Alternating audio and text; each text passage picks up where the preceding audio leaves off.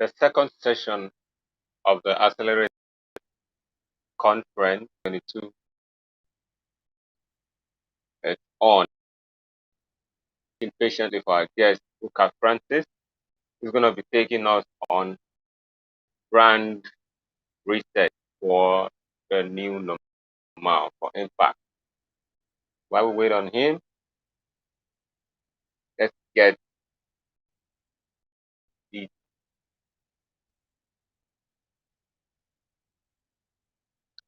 the other session where Dr. Ken featured was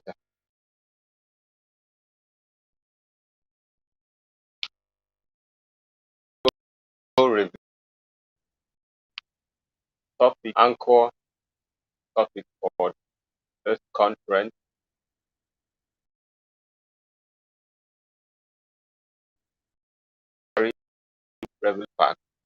Revelation for impact here. Hope I didn't get that wrong. Pardon me if I did. Kind of feel nervous here.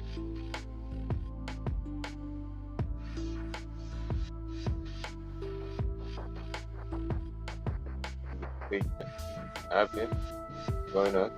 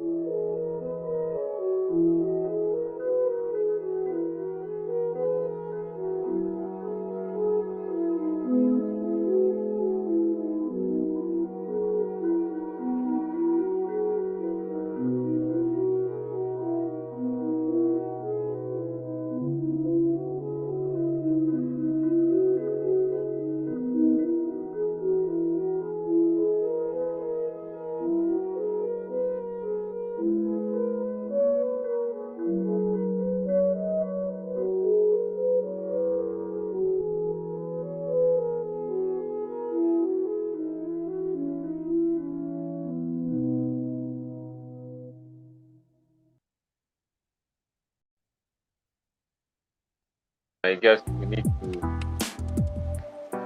carry out one or just see before it comes to life.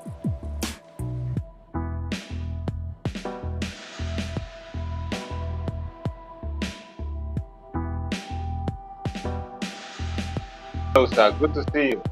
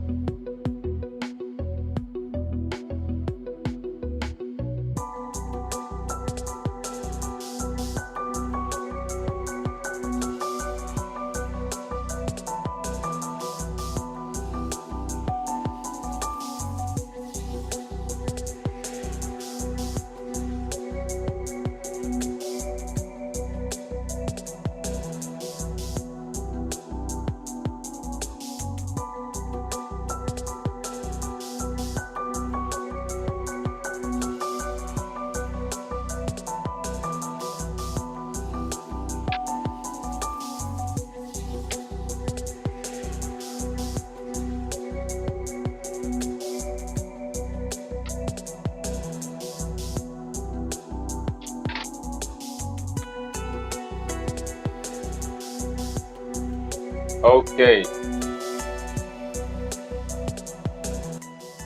Good evening, sir. Good evening. Can you hear me?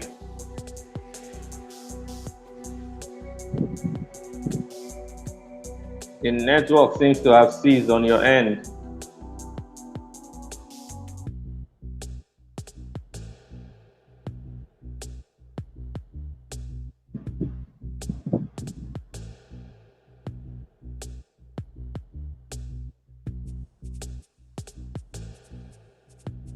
Oh.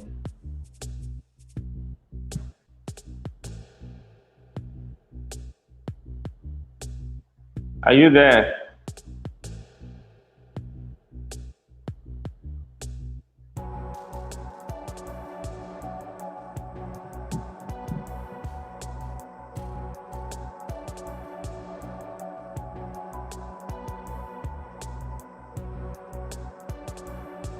Hello, Basil. Can you hear me?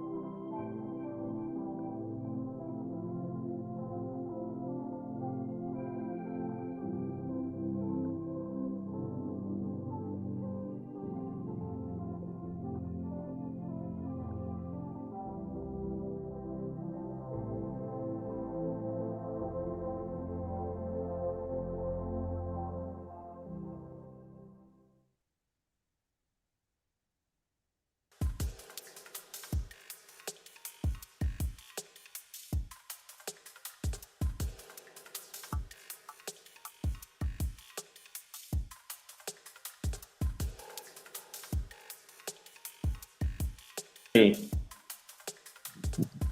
sir. Good to have you. What Good evening, happened? You sir. went off and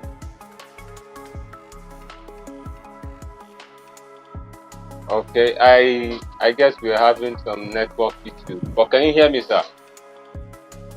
I can hear you. Can you hear me? Yeah, loud and clear. You are live, sir.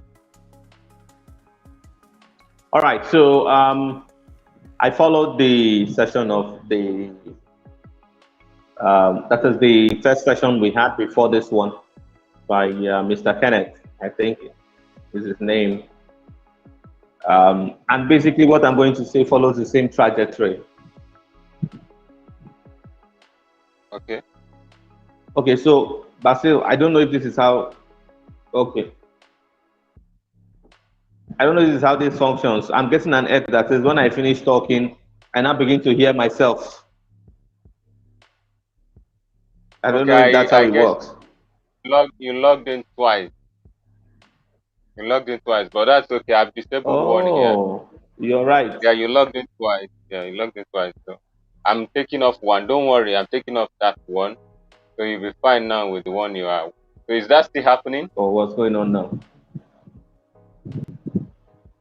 That's a great reset happening there.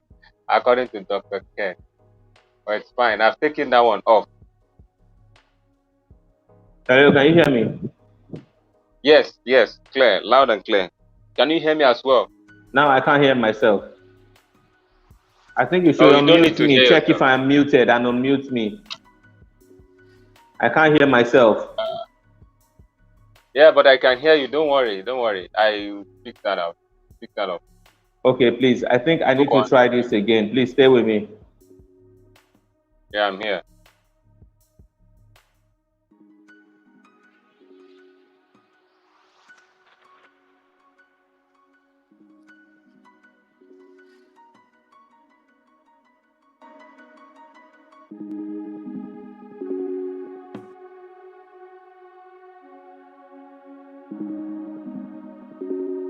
Can you hear me, Basil? Yeah, I can hear you, sir. Okay, so we need to run. We're already behind time. My God, we're already Yeah, way yeah, behind time. Okay, so I'm going to keep my presentation as brisk and as succinct as possible because there's not much really to the subject matter. But then I want my viewers to go home with something solid in a very short time. Okay, so we're looking at yeah. reimagining firebrands, right? Yeah, reimagine brand for Basil, are you surefire with me on impact. this? Yeah, yeah, reimaging brands for Okay, surefire impact. You're right. okay, so we're dealing with reimaging brands for sure power impact, for surefire Yeah, impact rather. yeah, yeah, yeah. Which You're right. basically that whole grammar there is simply talking about repositioning brands, all right, for effectiveness and results. All right, it basically speaks to repositioning brands for effectiveness and results. The brand here is not just an organization, a going concern, or a startup. All right, it also refers to individuals. It also refers to institutions. It also refers to nations, as a matter of fact. But in order not to go into too much exegesis, I will just touch on a few points that whether they are implemented at the individual level, at the institutional level, at the community level, at the corporate level, organizational level, it will still deliver results. Okay, and there are just two things that I want to talk about basically there. How to that speaks to how to position a brand, all right, or reposition a brand for effectiveness and results. The first thing, or the two of them rather, are basically T and C. Okay, you know, a lot of times when adverts and promos are run, you hear T and C applies. That terms and conditions applies. But the T and C in this instance refer to tech and collaboration. I'll say it again: tech and collaboration. These two are going to go a long way to help the average organization or individual reposition. Okay, so to get to the point where we can say or safely conclude that this brand has been reimagined and it's a surefire brand. Okay, so beginning with the both of them are interwoven. So I'll just touch on the both of them using the case study that I want to use. And like I said, I want to be really, really brief. So the case study for the world. Before I go there, let me try and lay a little bit of foundation.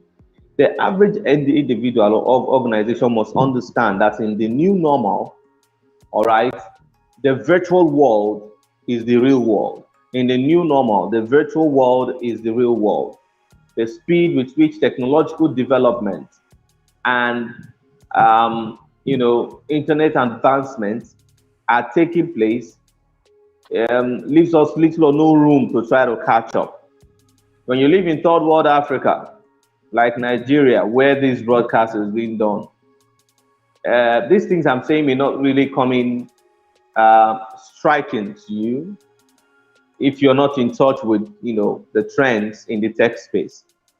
If you, however, are conversant with the trends in the tech space, you will already begin to relate what I'm saying very easily. So the point is that whether for an individual or an organization, you must understand that in the new normal, the virtual world is the real world. People literally live, move, breathe in the virtual world. And whatever it is that you're doing, the reimagining that positions you as a surefire brand must do one of these things that I want to talk about now. It must change how we live. It must change how we buy and sell. It must change, all right, how we spend. Yeah, I've talked about buy and sell. It must change. It must be able to change, how we access value. It must be able to change, one of all of these or all of them at the same time. If it is not changing how people live, how people school, that is, go through academic systems, educational systems, all right, how we feed, all right, how we feed, how we dress, our fashion. If it's not affecting any of these areas, believe me, whatever it is you're doing, you're an endangered species. Again, if you are not touching or working on any of these areas, you are an endangered species. You need to understand that the world post-COVID could never be the same. They share, push, and drive, all right, for people and organizations to move to the online space is massive, massive. As a result, you can't afford to be caught off guard. Excuse me, please. Part of what that means is that you want to reconsider that before now you have situations where people have organizations and they have a back end. People have run and they have a back end. The back end refers to the guys that do the stuff or create the skits behind the scene. For most organizations in this tech, basically guys that manage their websites, do all kinds of manage their apps or do all kinds of stuff and all of that.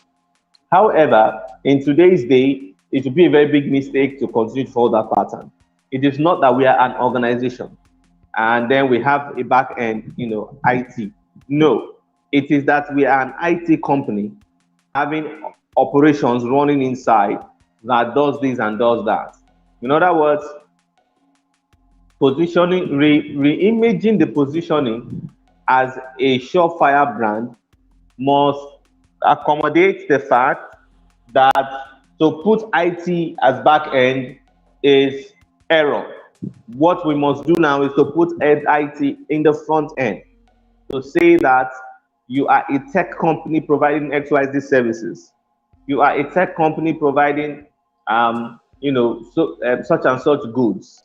You see, gone are the days, instead of us who are digital immigrants, when you say, I'm not techie, I'm not, in fact, more often than any time you catch yourself saying, I am not techie, you could be implying that you want to be run out of town, go irrelevant, or as a matter of fact, go broke. Because The world is not going IT, the world has been IT. It's just that, like I said, in this part of the world, we don't feel the full weight of these things more often than not when they happen. Okay, so you must understand that you project yourself as an individual, as an organization, as a tech person, as a tech organization that does this or does that. This is very important. If you look at it in the funding space, there's a lot of money being voted to tech companies. If you say you are tech, therefore you qualify, all right, to attempt or make the application to access those kinds of funding.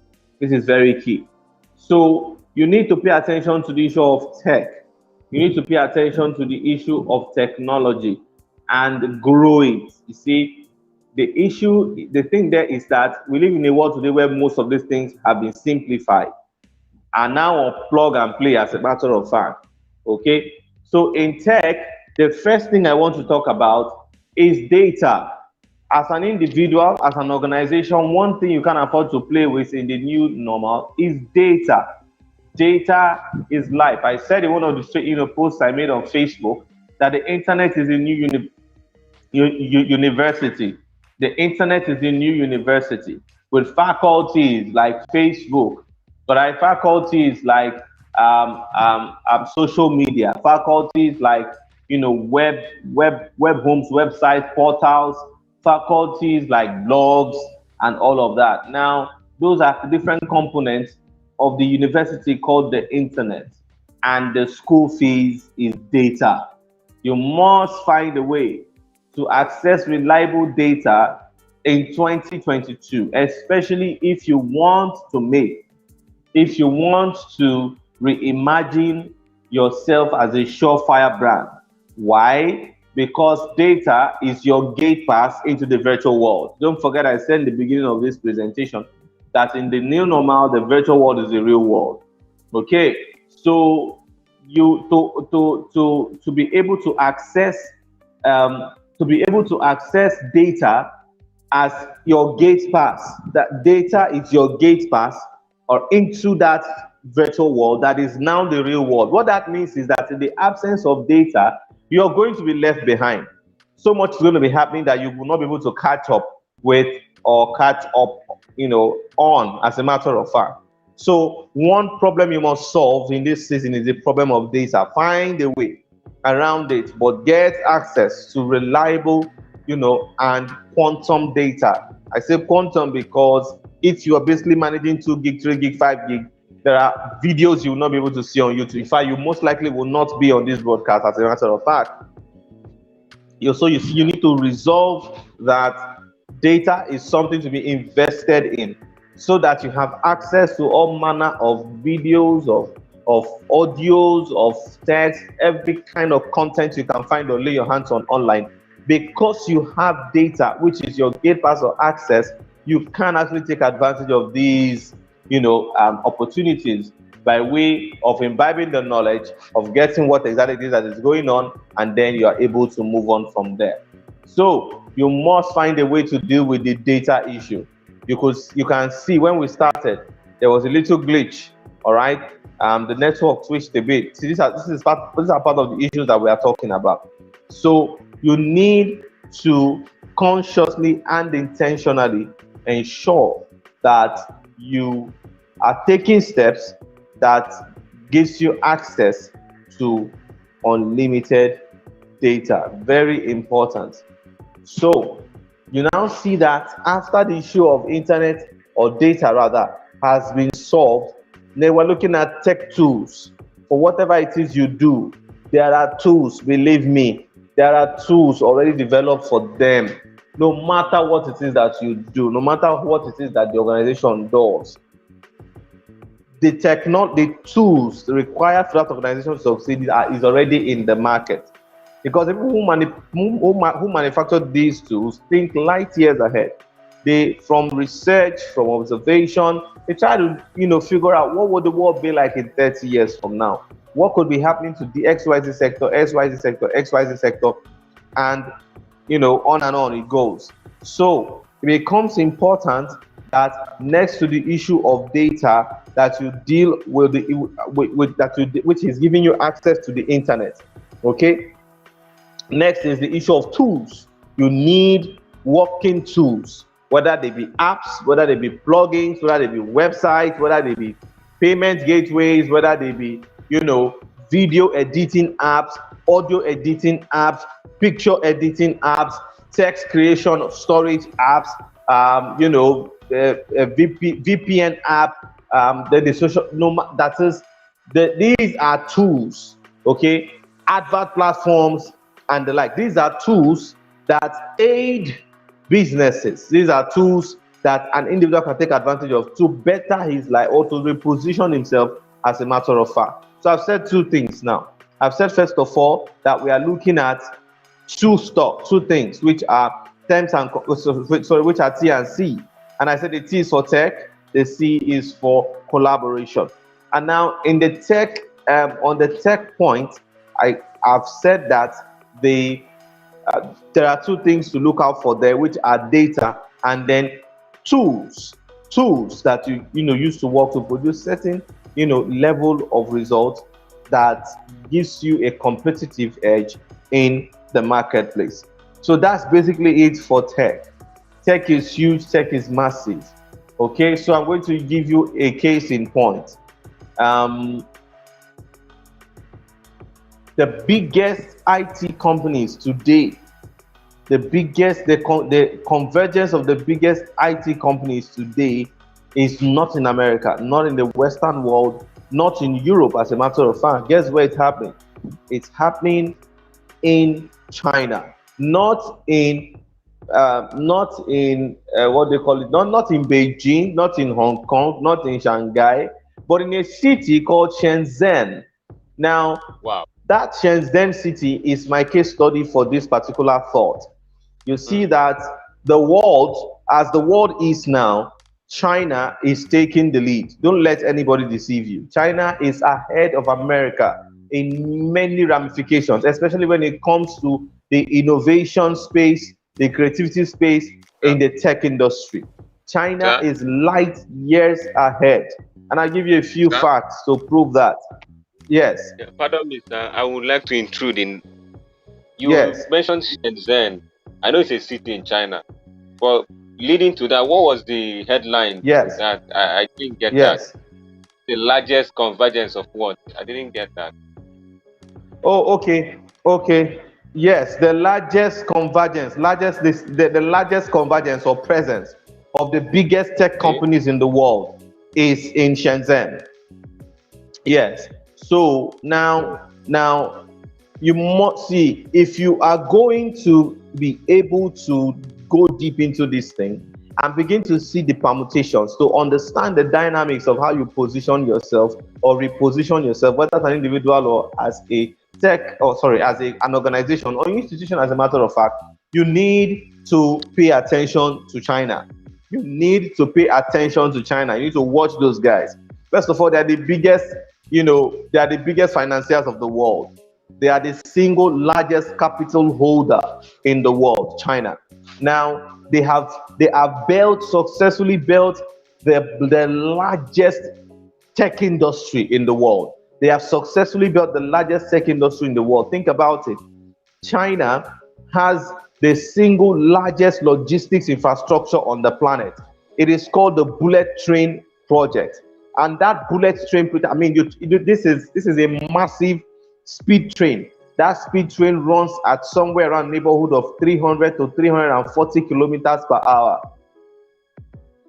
The You're right. regular cars on the road are not as fast as that train. That is when the car is driving at its highest speed. You understand that now? They are not as fast as that train. All right. The train is a plane on the ground. Now it travels for thousands of kilometers. It is the single largest logistics machine on the ground in the world. It's in Shenzhen. Okay. The biggest drone manufacturer, all right, is in Shenzhen. The biggest manufacturer of electric cars, okay, BYD is in Shenzhen. The biggest manufacturer of tech hardware is in Shenzhen. Now, these things didn't happen coincidentally. These things were carefully planned and curated and then executed. And that's how China got to now. That Shenzhen city used to be a slum, all right, about 30 years ago. But today it has transformed to become, all right, China's, advanced Silicon Valley. Silicon Valley does not compare with Shenzhen, as a matter of fact. It does not.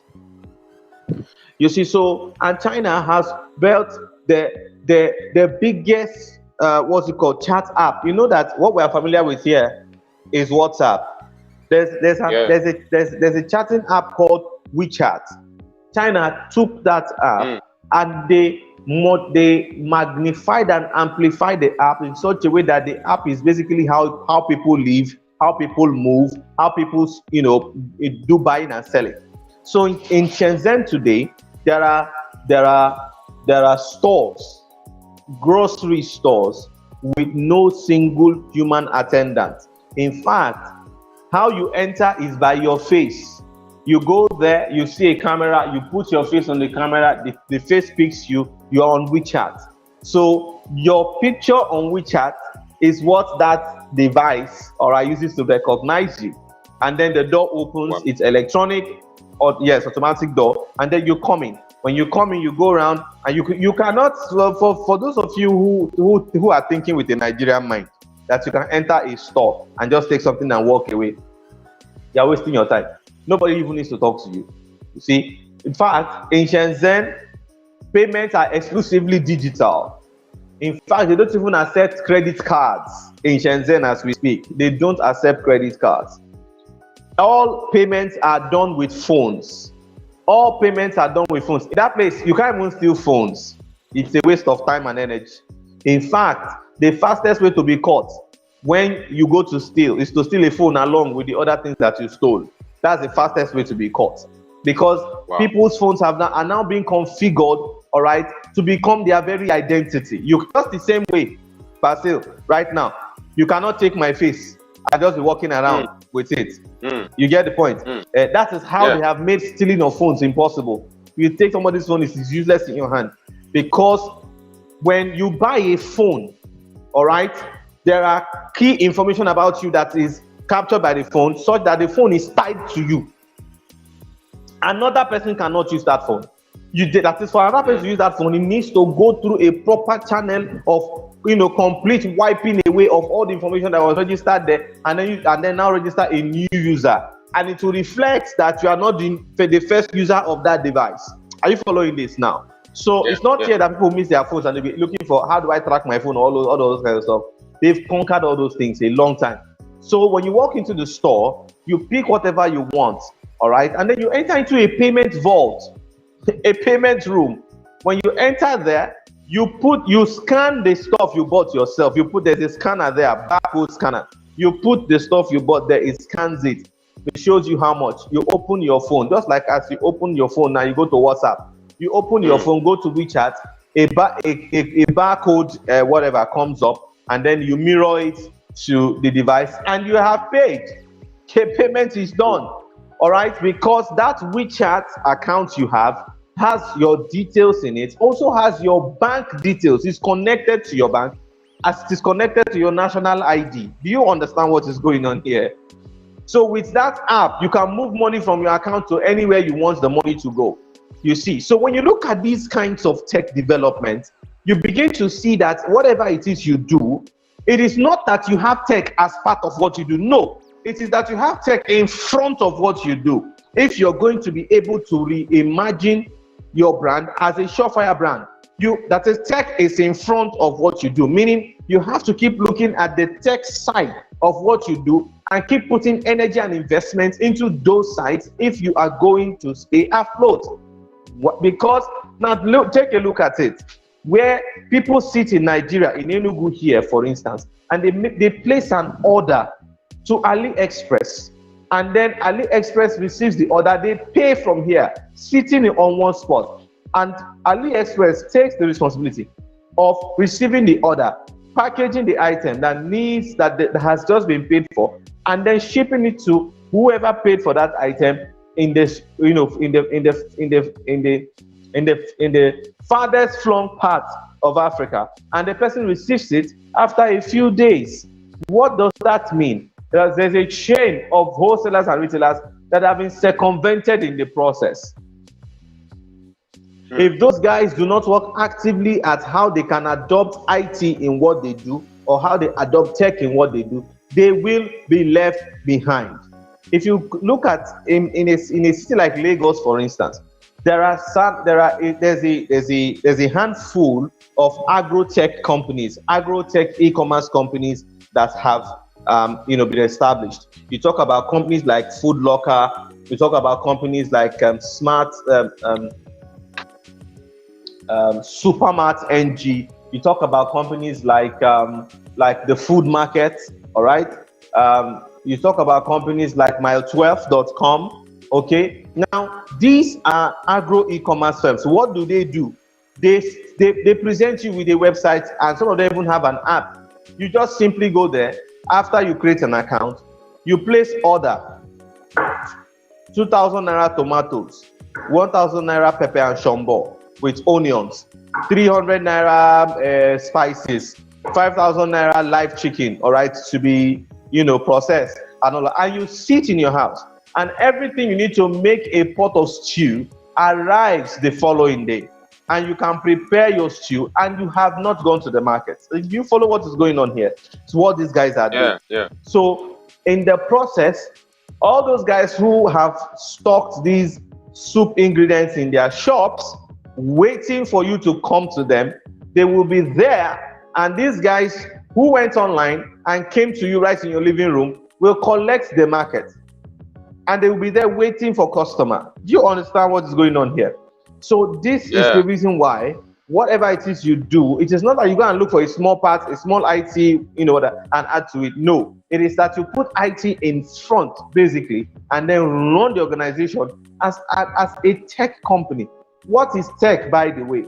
Tech is short for technology. What is technology? Technology is simply innovative and simplified ways of solving problems in the shortest possible period of time with the least energy. That is technology. Once you devise a means by which a problem can be solved within the shortest possible time, all right, and at the delivery of maximum achievable result, that is a technology. It's simple. So in those days, we used to boil yam and put it in a mortar and then pound it. That was a technology by which yam is processed from your regular boiled yam into pounded yam that people eat as swallow. It's a technology. So you understand what technology is now. It's just that now that technology has become more sophisticated, because you now have automatic equipment by which that poundo yam is now being done, such that you don't have to exert physical energy to pound. So what have they done? They have taken that process of pounding, and then they have made it faster, and then they have created a situation where you can get better results using a faster means of doing the same thing. All right, so you will achieve the same result, but now you're going to achieve it faster and you're going to achieve it better. So what this means is, apart from acquiring tech tools already made, the organization, institution, individual that wants to reimagine his or her brand as a surefire brand, one of the things you must do is to consistently look for ways of not just solving problems, but solving the problems within in such a way that the result is delivered within the shortest possible time and at the highest performance level possible. Is this making sense? So when you look at it that way, you see that this is basically what you need to do. So away from the tech now comes the issue of collaboration. Collaboration, this is key, and this is where Africa has a very big problem. Africa has a chronic collaboration problem. We do not collaborate. Sadly, in Nigeria, it is worse. Then in Southeast Nigeria, it is worse than the worst. Statistics show that the Igbo people are the most individualistic folks on the face of the planet.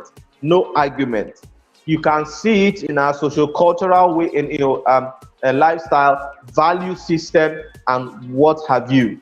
These people with all the ingenuity, the gusto, the drive, the ambitiousness, sheer ambitiousness with which these guys do business, make money in billions, yet they lack some of the simplest technologies on the planet as homegrown, where you see them use sophisticated technologies. More often than not, it is imported. Meanwhile, they have the ingenuity. Think about the people who created guns, shotguns, Dane guns by themselves using local content, 100% local content, built an airport in the midst of a forest way back in the 60s.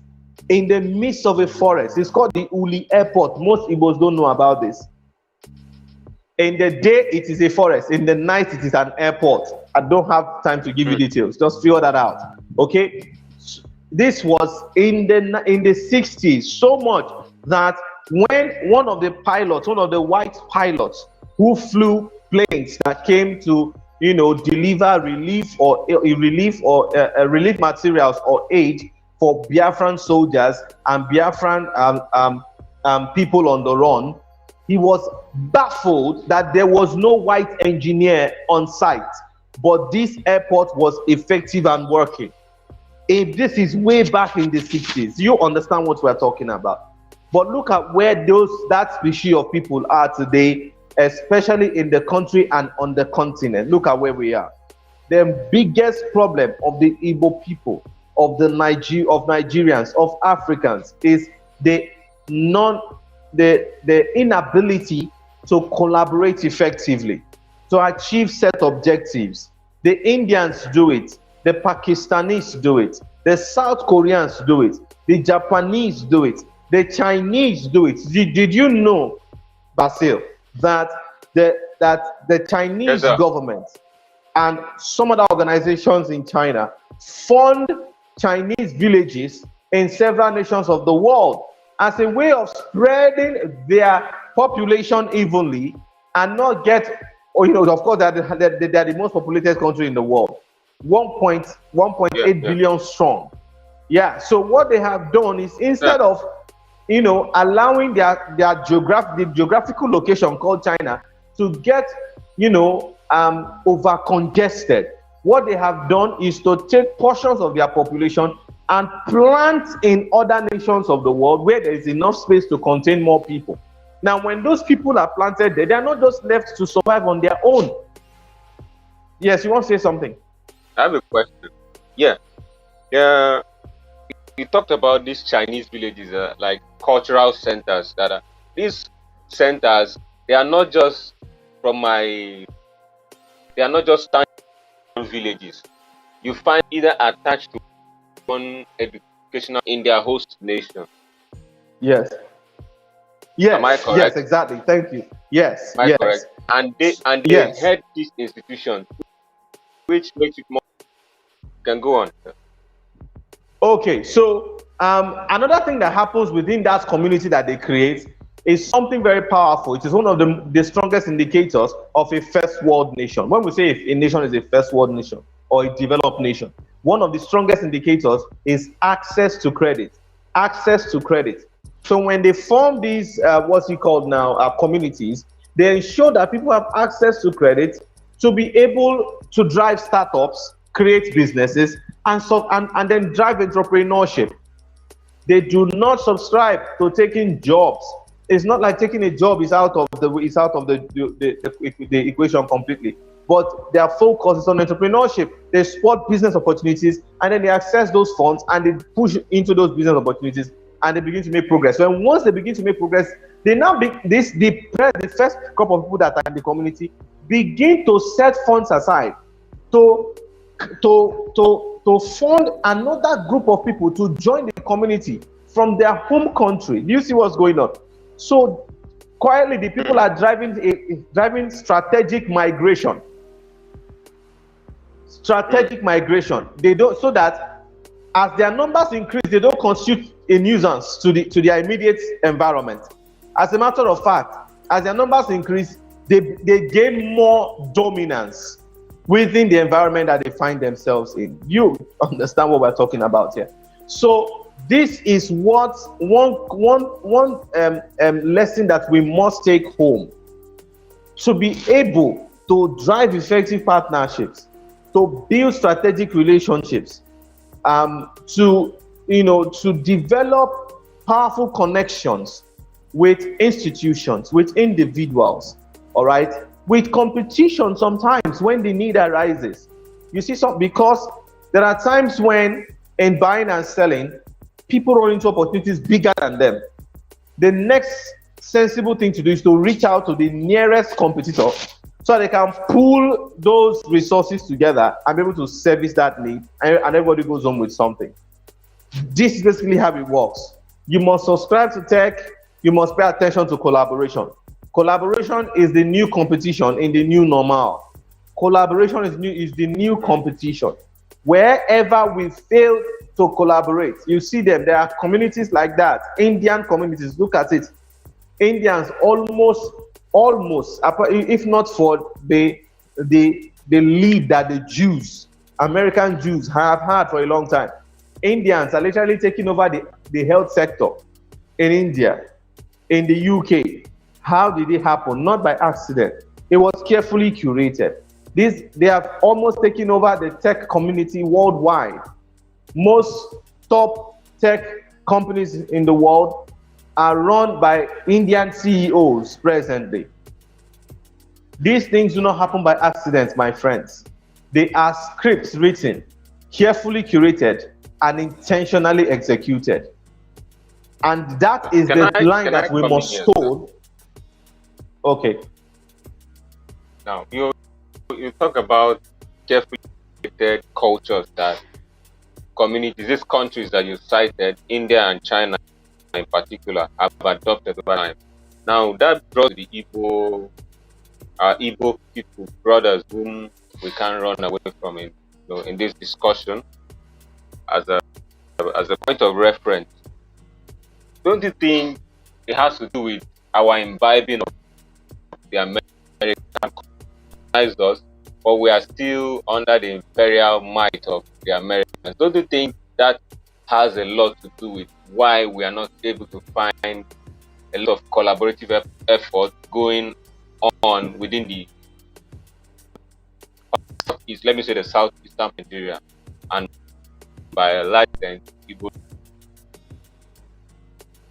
When once change can take place within, it will affect the circumstances without. I'll say that again. When once change can take place within, it will alter the circumstances without. If you read the book As a Man Thinketh, there's a striking point that James Allen made there. He said, it is common for people to say, one man is a master. Okay, it is common for people to say many are slaves because one man is a master. It is common for people to say that many are slaves because one man is a master. Actually, if you look at that coin from the other side, it is wisdom to say that one man is a master because many are slaves. So while it is common for people to say many are slaves because one man is a master, therefore, let us look for the master, catch him and kill him. Okay? Once that master is caught and killed, a slave, one of the slaves, will arise and become the new master. Okay? For those of you if you have read George Orwell's Animal Farm, all right, you just basically understand what I'm talking. It's the principle, and this is what's one of Africa's greatest undoing. All right, we said we don't want the colonial masters. Colonial master, go away. That is not your land. All of that.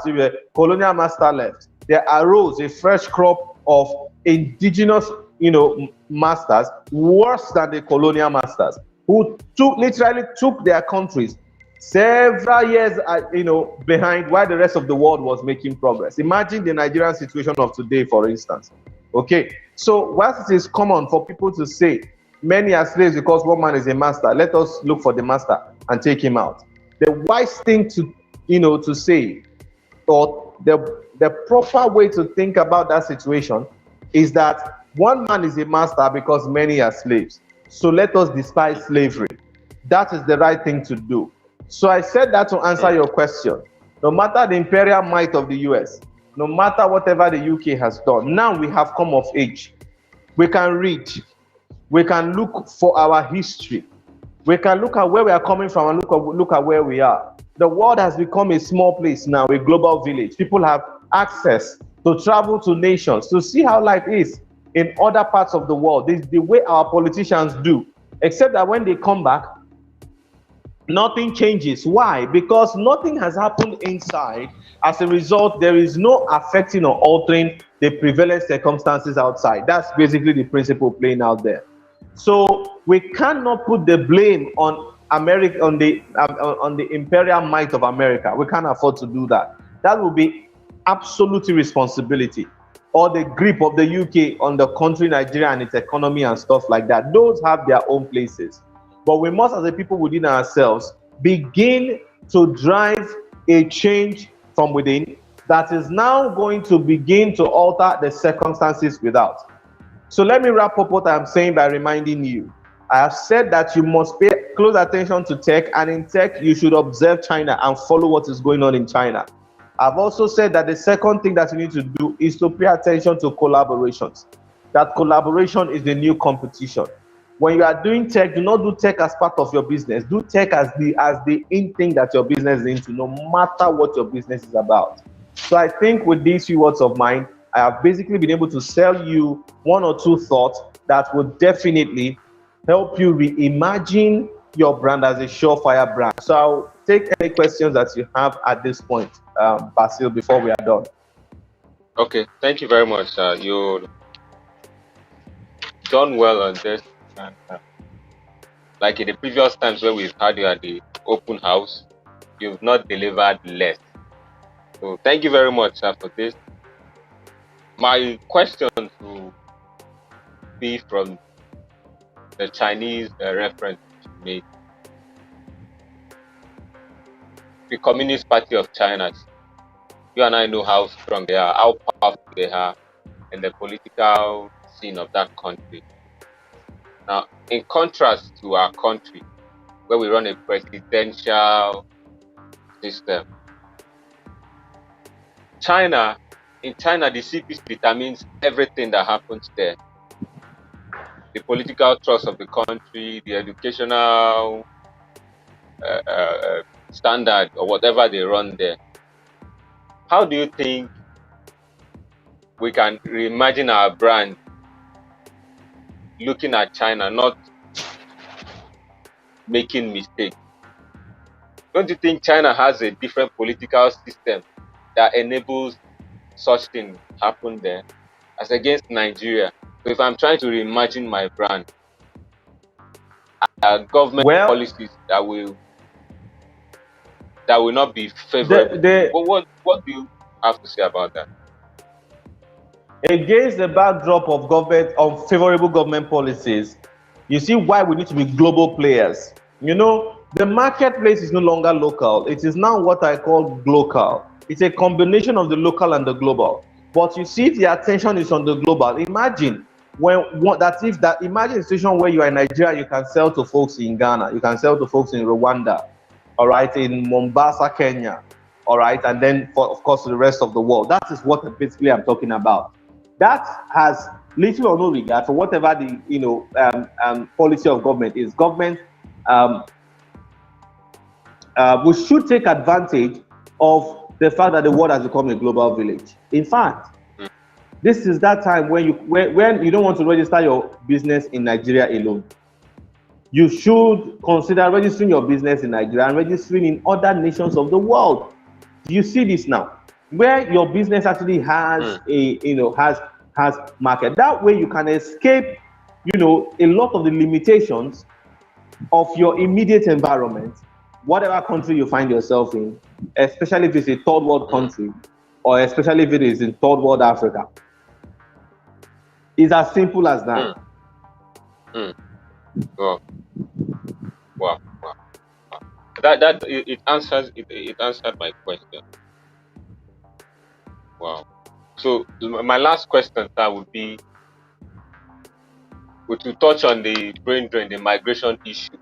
We have a lot of our friends, a lot of guys, young part of the working population migrating, especially to Western Europe. Do you think migrating there solves the problem, or getting the skills? You're a skills consultant. Do you think migration is the problem? Does it solve the problem leaving this space, or should we stay, get the skills, and work these things out? Migration gives us more pros than cons. Migration gives us Okay. more pros than cons. I have been familiar with the concept of relocation, but in recent times, I have had to come to redefine it for other people who are trying to escape, who are trying to do escape from Sobibor, all right? They're trying to run away from Africa, trying to run away from Nigeria, all right, to go and, and for instead of greener pastures, to go and enjoy a better life elsewhere, all right? The relocation is what it is for them. But for other people who have reimagined what's going on and notice that this is not about running away from your country, because if that's your problem, you're going to encounter other issues where you are running to. A lot of citizens of third world Africa don't know that it is difficult to live abroad because of Mm, how regimented their system is. In fact, I was sharing with some people, some of my big mentors today, and they were trying to from what they were sharing, I learned a lot. Did you know, for instance, that in central London, every time you drive your car out of your house, wherever you park it, you pay for the parking space and you pay per hour. wow. The shopping malls there, when you drive into shop, you pay for the car, you pay for the place where you park your car. Mm, You go to church, as you drive into your church compound and park your car, you pay for that parking space that you took in your wow. own church. Your own church. Do you understand Wow. this? Yes. Wow. Every ounce of space that can be found in a public area is judiciously maximized. Anybody that parks anything that moves, whether or the only vehicle that is not taxed is bicycles. Mm, Once it is an automobile, you will pay tax for parking it. All right. If you go to yeah. ShopRite, for instance, if you go to the Enugu Mall, by this time, people have gone home. You will see cars parked inside that place. Question: if who park those cars, did they sleep inside that place? No. It means that these are cars who are parked by car owners who left their cars there and went away. You can't try that abroad. You will pay when you come back, and they calculate the number of hours your car has stayed in that place and give you the bill. You will understand what you did to yourself. Now, when they find you wanting, let's say you come out, you drive your car, you go away because nobody was there to tell you bring the money. All right. 2 days later, you get a mail telling you that look, you were supposed to pay for so it was £5, but now you will pay £50 because you left the place without paying, and they will tell you have to pay Wow. that £50 in the next 48 hours. 48 hours, you fail that timeline, you get another mail that this is what you did. We now give you punitive measure. You have broken that punitive measure. You are no longer going to pay £50. You will now pay £150. That money will continue to increase. Yes, so until you get, and at a point, I'm going to withdraw your driver's license. Now, I use that as a case in point to explain how regimented things are in that place. So, for most people who are trying to escape Nigeria to go and see, and live the good life, you will be shocked when you get there because the struggle is real for how you can blend and then begin to cope. It is Mm, challenging. So you might want to have a rethink about that. So I was trying to say that I have reimagined it and I think I buy into some other concept superior to relocation. It's called penetration. We live in a Hmm. global world. The virtual world is the real world. So if I move from Nigeria today to Canada or to US, what's on my mind is not relocation. I am not trying to relocate. I am working to penetrate. I want to go to another part of the world, experience the world in that part of the world, and possibly take advantage of the things that have been made available by the governments of those nations for people to leverage on to succeed. I will still have impact in my home country using using online platforms, all right, by where I can reach out to people. Do you understand what's going on here? So that Yes, sir. migration is actually a more of a blessing than a curse. The more people we have moving to other nations of the world, the more people we have who have access to forex. And they will usually send some of those forex home to their people, Hmm. which is a critical empowerment factor.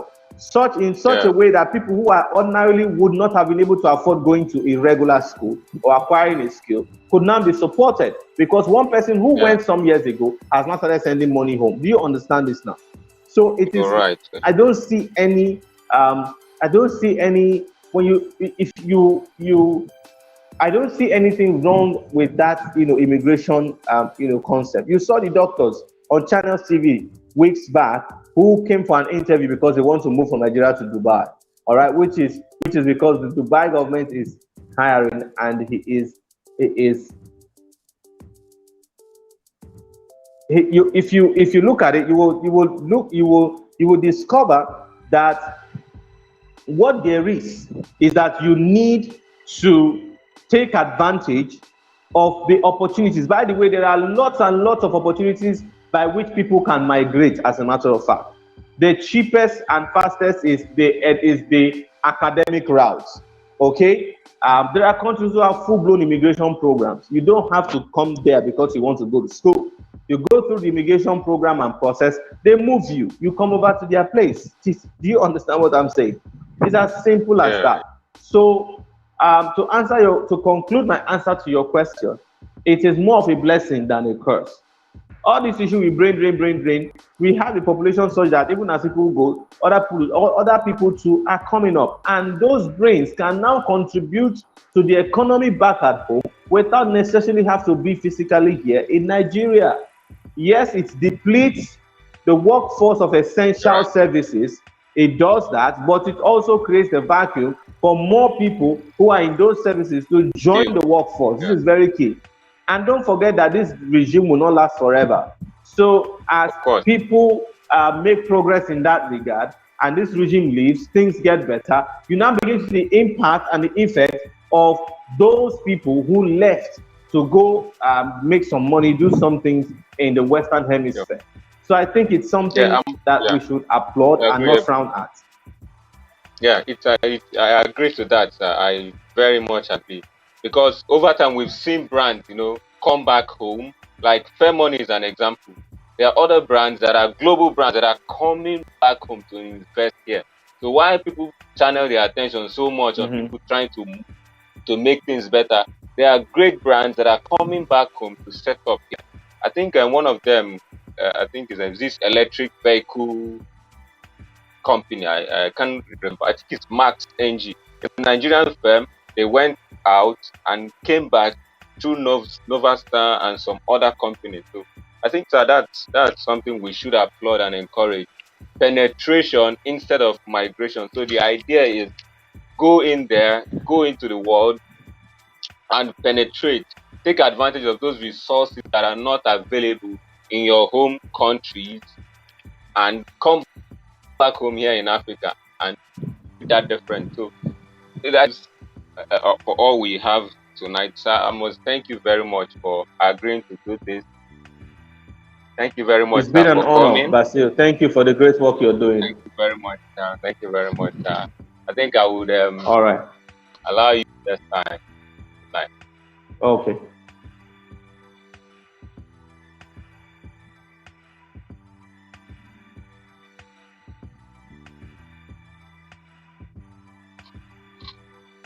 So, guys, you have it there. Reimaging brands for sure fire impact. The second session for tonight.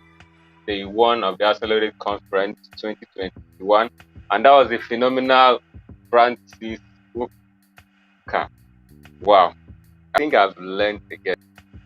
It feels like I add inches to my height, and he is down just 2 points, makes it more insightful, more easy to consume. And I wish my audience, a lot of us, wake up tomorrow morning and see this. This is the best you should have combined with your morning tea. So I'm going to do a rundown of what he said. I think I should do that because I'm so excited, not because I am supposed to memorize, but I think I just feel this excitement should extend to the next person there. That post-COVID, the world, the marketplace would never remain the same. And it's true, we've seen that happening. A lot of companies, there's this massive push online. Individuals, the public sector, private sector, the change is so massive. The virtual world, like he said, is now the real world. Tech advancement has left us with little or no room to just wait to adjust. So we in this part of the world, we are now trying to play top. What we need to do is, in order for us to be able to create that impact, this surefire impact to our brands, we just have to adapt. And he said, in the area of tech, it boils down to three key facts, 3 points where you need to focus your attention on. The first, which he mentioned, is your access to data. Now, data in this case has to do with the airtime you need to come online. It's not the data that has to do with statistics, no. Data that has to do helping you find your way online. And remarkably, he said that the internet is the new university and it has faculty like the website, blog, social media, and all of other stuff online. So how are you taking advantage of data? How is your access to data? How are you using the resource of data to get what you are supposed to get in the new normal? He also talked about tech tools that companies and individuals must not neglect those tech tools that have been made available, and a lot of them are open source. A lot of them can be paid for. So we need to look at tools in one of our other sessions after this conference at the open house. Now, these tech tools could be applications, they could be websites, they could be gateways, they could be VPN. This would help you to scale up your brand in the new normal find ourselves. Now, in breaking down his mission, he gave a case study of Shenzhen in a city in China that has the largest conglomeration, the largest gathering of it in the whole world, beating down Silicon Valley. And while he was mentioned, the largest infrastructure in the world, the bullet train, the biggest drone manufacturer, the biggest electric cars in the world are all in Shenzhen. And he said that all these things were deliberate efforts over time before they will pile up to the results we are seeing now. The third one he mentioned is time. We want to be able to function well in the new normal, in the age where we now have another world, it's staging us, the metaverse world. The time very, very key, and it's a whole kettle of fish on its own. So time, one has to have the ability to deliver within the shortest time possible and at the highest performance level.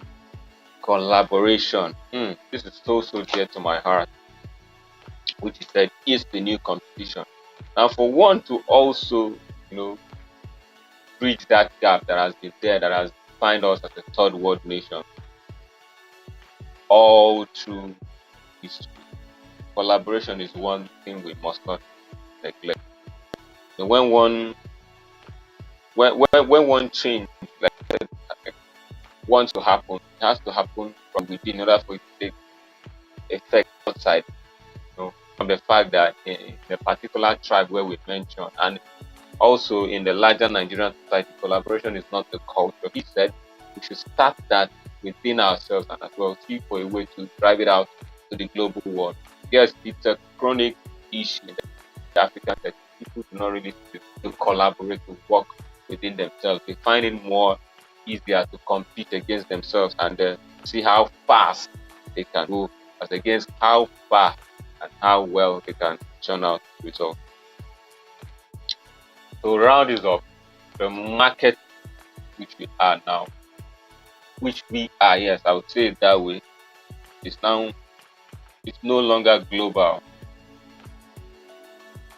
it's no longer local, it's now local. It's more of the hybrid market. So your product there, your brand out there, not just for the Nigerian market, not for the African market. So it's not for the whole world to see, because the world is now like that. Anyone from anywhere can see you at any time, can buy and interact with you, can sell to you. So to scale those problems that would be devil your business, for the fact that you are in a third world nation, you need to register your business, take the step up, make it an international brand. It should be across nations, it should be borderless. You should make that effort. If you are serious about it, you should work your way at making your brand transnational. You shouldn't be only just and it remains there. There must be a way you should collaborate. If you can't do it on your own, you should collaborate with those who are there and make sure that your brand doesn't suffer the of your home nation as a citizen of the country. So register your business as a global. How they find a way to place it with it. If it is worth doing, I think it is worth doing best. Let it stand among the best in the world. And one other thing I will have to add here is, when we talk about business, we shouldn't just put our mind only on the buying and selling, how we create apps, how we move perishable goods, food from one place, clothes from one place to another. Now let's look at taking at a holistic view. Can we go into the political sector with this mindset? Can we upscale our brands with this mindset? Can we reimagine our brands for surefire impact in the politicals who have themselves in the faith-based sector? You can pick the knowledge that has been shared on this forum to reimagine, refocus your brand, and give way for it to be only to be made customized for your brand. No, this is one sure bet for every brand there that desires to go further and make maximum impact in this world where we are. I, for one, prefer penetrate the local market as against just migrating and becoming the next step. I wouldn't like to be a victim there. Neither would I want to be a victim there. So I've chosen, alongside a lot of other local choice at the open house here, to penetrate the global world. What is on our mind to take advantage of these resources that have been left there in the tech sector, and we are just collaborate, especially with this accelerated conference, the second is coming your way alongside my friend to create that impact. And we said it this year with the name Upscale, Ultimate Revelation for Maximizing Impact. And till I come your way again tomorrow, where we are going to have another set of amazing, tested, trusted, and result-driven individuals at the house. Thank you very much.